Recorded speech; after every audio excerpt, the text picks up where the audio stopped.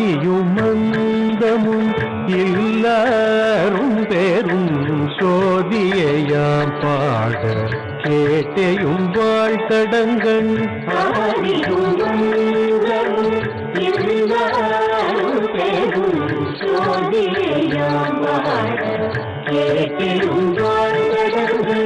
மாதே வளருதியோ மாதே வளருதியோ செவியோ நின் செவிதான்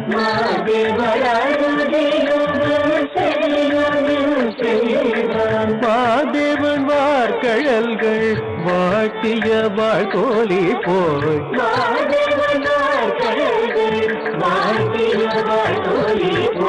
வீதி வாய் கேட்டலுமே விம்மி விம்மினை மறந்து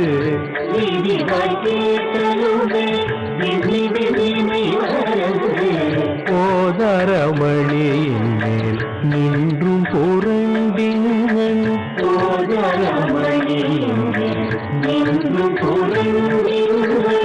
ஏதேனுமாக கிடந்தாள் என்ன என்ன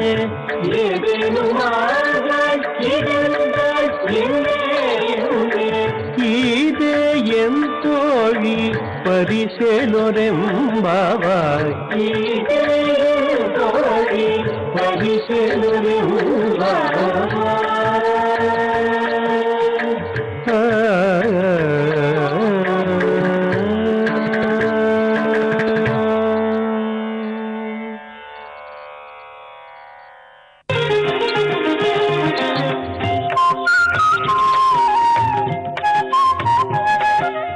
தமிழ் தொலைக்காட்சி நேயர்கள் அனைவருக்கும் என்னுடைய இனிமையான காலை வணக்கங்கள். இந்த ஒளிமயமான எதிர்காலம் நிகழ்ச்சியிலே வரம் தரும் ஆலயங்கள் என்ற தொகுப்பிலே நாம் இதுவரை பல்வேறு ஆலயங்களை பற்றி சிந்தித்துக் கொண்டிருக்கின்றோம். அந்த வகையில் இன்றைய தினம் நாம் பார்க்க போகின்ற ஒரு ஆலயம் சென்னை நகர வாசிகளுக்கு ரொம்ப பக்கத்தில் இருக்கிற ஒரு ஸ்தலம். மடிப்பாக்கம் எல்லாருக்கும் தெரியும்.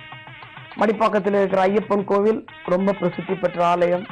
18 படிகளோடு ரொம்ப அருமையாக அமைந்தது ஒரு ஆலயம். தாந்திரிக முறையிலே அமைக்கப்பட்ட ஒரு ஆலயம். அந்த ஐயப்பன் கோயில என்ன வேண்டின்றாலும் நமக்கு கிடைக்கும் என்பது என்னுடைய அனுபவம். எனக்கே நிறைய அனுபவம் இருக்கு. நான் வருஷம் கார்த்திகை மாசத்துல அங்க நிகழ்ச்சி செய்ய தவறுவதே இல்லை. அது போன்ற ஒரு ஐயப்பன் ஆலயம். அதே மடிப்பாக்கத்திலே மடிப்பாக்கம், உள்ளகரம், புழுதிவாக்கம், இது மூணுக்கும் தளபதி ஒண்ணு இருக்கு. ஒரு கோவில் இருக்கு. இது மூணுக்கும் ஹீரோ மாதிரி. அது யாரு அப்படின்னு சொன்னா, ஹீரோனாலே நமக்கு தெரியும் பிள்ளையார் தான் அப்படின்னு. ஏன்னா முழுமுதற் கடவுள் அவர். இந்த மடிப்பாக்கம், உள்ளகரம், பொழுதுவாக்கம் இந்த 3 பகுதிகளை ஆளுகிற ஒரு கணபதி, ஒரு அருமையான ஒரு பிள்ளையார், ஸ்ரீ பாதாள விநாயகர் ஆலயம் என்ற ஒரு ஆலயம் அங்கே இருக்கிறது. இது எல்லாருக்கும் தெரியும். மடிப்பாக்கத்தை கிராஸ் பண்றவங்க பாதாள விநாயகரை பார்க்காம போக முடியாது. அதுவும் மடிப்பாக்கம் கூட்டுறவு வழியா போறவங்க பாதாள விநாயகர்கிட்ட தப்பிக்க முடியாது. அது மாதிரியான ஒரு அற்புதமான விநாயகர். இந்த விநாயகர்கிட்ட என்ன விசேஷம் சொல்றேன். இந்த விநாயகர் சுயம்பு விநாயகர். சாதாரணமாவே சுயம்புவாக எழுந்த தெய்வ தோற்றங்கள் எல்லாமே கொஞ்சம் வீரியம் ஜாஸ்தி. வீரியம் ஜாஸ்தினா என்ன அப்படின்னு சொன்னா, கோபம்னு அர்த்தம் இல்ல, கொஞ்சம் பவர் ஜாஸ்தி, வைப்ரேஷன் ஜாஸ்தி இருப்பாங்க. அது போன்ற ஒரு சுயம்பு மூர்த்திகளிலே ஒருவர் தான் இந்த பாதாள விநாயகர். இதற்கு ரொம்ப சுவையான ஒரு கதை உண்டு. இது எப்படி அப்படின்னா, இப்ப மெட்ராஸ் இப்பதான் மெட்ராஸ் இது மாதிரி இருக்கு. இது பழைய மெட்ராஸ்னு ஒண்ணு இருக்கு. பழைய மெட்ராஸ்னா நான் சொன்னது ரொம்ப ஒரு 200, 300, 400 ஆண்டுகளுக்கு முன்பாக இருந்த சென்னை என்பது பார்த்தால் நிறைய மரங்கள், நிறைய காடுகள், நிறைய குளங்கள், நிறைய ஏரிகள் அப்படி இருந்தது. இது குறிப்பாக மடிப்பாக்கம், புழுதிவாக்கம், உள்ளகரம் பகுதியெல்லாம் எடுத்துக்கொண்டீங்கன்னா அங்கெல்லாம் ஏரிக்கரை பகுதி தான். அதெல்லாம் சாதாரணமாவே சொல்வது உண்டு. எல்லாம் இன்னைக்கு கூட சொல்லுவாங்க, மடிப்பாக்கம் ஒரு காலத்துல இந்த இடத்துல அந்த ஏரி இருந்தது, இந்த ஏரி இருந்ததுன்னு. அது மாதிரியான ஒரு ஏரியா. அப்போ அந்த காலத்துல ஒருத்தர் குளிக்க போறாரு ஒரு குளத்துல. மடிப்பாக்கத்துல நான் சொல்லுகிற இந்த ஆலயம் இருக்கிற இடத்திலே அப்போ ஒரு குளம் இருந்தது, பெரிய குளம். அந்த குளத்துல ஒருத்தர் குளிக்க போறாரு. குளிக்கும் போது அவருக்கு ஒரு காலில் ஒரு சிலை மாதிரி ஒண்ணு இடறது. என்னன்னா ஏதோ தடுக்குது நம்ம காலன்னு சொல்லிட்டு இப்படி தண்ணி உள்ள கை விட்டு எடுக்க பாக்குறாரு, எடுக்க முடியல, பயங்கரமான வெயிட்.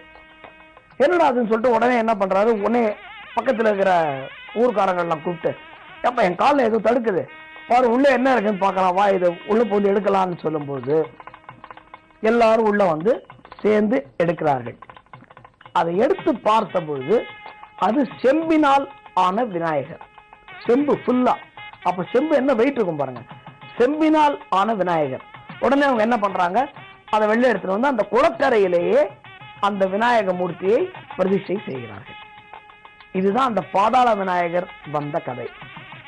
இது பள்ளத்திலிருந்து அவர் வெளியே வந்திருக்கிறார், அவர் வெளியே கொண்டு வந்திருக்கிறார்கள், பள்ளத்திலிருந்து வெளியே கொண்டு வந்து அங்க கோயில் கட்டுறாங்க. அந்த பாதாள விநாயகர் ஆலயத்திலே இன்றைக்கும் அந்த பகுதியிலே இருக்கின்ற தொழில் அதிபர்கள், அதாவது கடை வைத்திருப்பவர்கள், சிறிய கடை வைத்திருந்தாலும் சரி, பெரிய கடை வைத்திருந்தாலும் சரி, அவர்கள் எல்லாம் தான் கடை திறக்கிறதுக்கு முன்னாடி தன்னுடைய கடை சாவிய அந்த பிள்ளையார்ட்ட வச்சு, பிள்ளையாரப்பா நீ கடை திறக்கிற கொஞ்சம் பார்த்துக்கோப்பா அப்படின்னு சொல்லி உத்தரவு வாங்கி கொண்டுதான் செல்லுகிறார்கள். அது மட்டுமல்ல, கடையை மூடிட்டு கோவில் மூடிந்தாலும் அந்த கோவிலுக்கு வெளியில வந்து அந்த சாவியை வச்சுதான் எடுத்துன்னு போறாங்க. இன்றைக்கும் மடிப்பாக்கம் பகுதியில் இருக்கிறவர்கள் அதை பார்க்கலாம். இந்த விநாயகருக்கு சங்கடஹர சதுர்த்தி அன்று வெகு சிறப்பான பூஜைகள் நடைபெற்று வருகின்றன. சாதாரணமாக விநாயகருக்கு சங்கடஹர சதுர்த்தி விரதம் இருப்பது என்பது ரொம்ப விசேஷமான விஷயம்.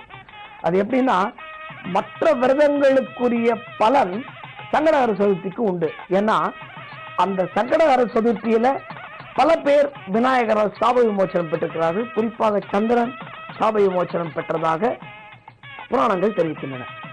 அன்னைக்கு ஒண்ணுமே சாப்பிடக்கூடாது, காத்தாலேந்து எதுவுமே சாப்பிடக்கூடாது.